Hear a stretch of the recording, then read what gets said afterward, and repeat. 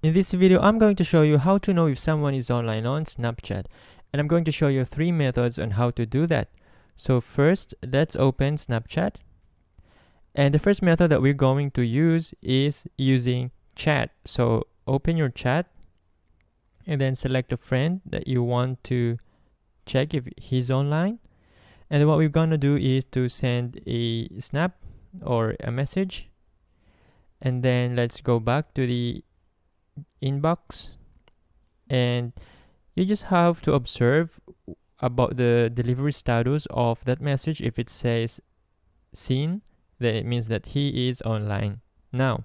So another method that we can use is going to your friend's profile. So let's tap on his chat box, and then let's tap his profile picture at the top left,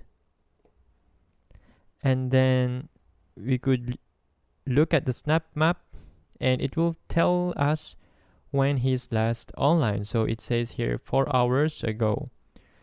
And also we can use our own snap map. Let's go back to our home screen and then tap on our profile at the top left, and then just scroll down, tap on our snap map, and as you could see, you can tap on your friend, and over at the bottom you can see the details of his login status.